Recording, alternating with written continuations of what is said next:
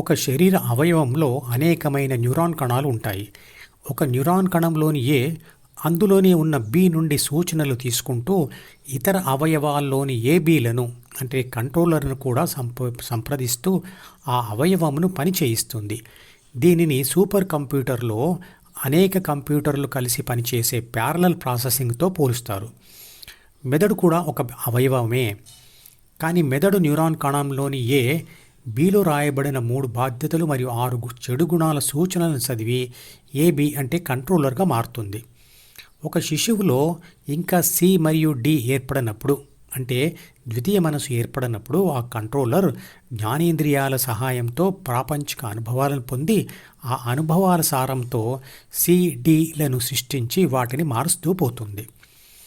బిలోని 3 బాధ్యతల కోసం ఉన్న 6 చెడు గుణాలను అరిషడ్ వర్గాలు అంటారు.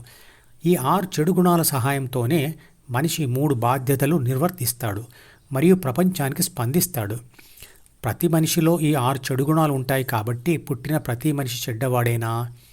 అవును, పుట్టినప్పుడు ప్రతి శిశువుకు 6 గుణాల చెడు తీవ్రత ఎంతో కొంత ఉండి తీరుతుంది.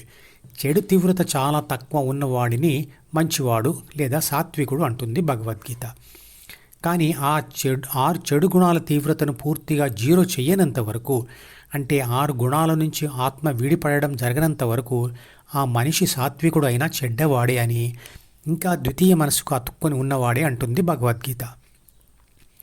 ఈ గుణాలు ప్రాథమిక మనసుచే ఆత్మకు ఇవ్వబడిన శరీర రక్షణ, పోషణ మరియు పునరుత్పత్తి పనులు చేసేందుకు ఉపయోగించే ఆయుధాలు కాబట్టి ఆత్మ ఈ చెడు గుణాలతో చేసే పనులన్నీ ఎంతో కొంత చెడువే అయి ఉంటాయి. మనుషులందరి బాధ్యతలు ఆ 3, కానీ వాటి కోసం ఉపయోగించే 6 చెడు గుణాల తీవ్రతలో తేడా ఉంటుంది. ఆ తీవ్రతల తేడా తల్లిదండ్రుల ప్రాథమిక మనసు మీద ఆధారపడి ఉంటుంది. ప్రపంచంతో స్పందించే విధానం మరియు ప్రపంచంలో దేని మీద ధ్యాస పెట్టాలో ఈ గుణాలే నిర్ణయిస్తాయి.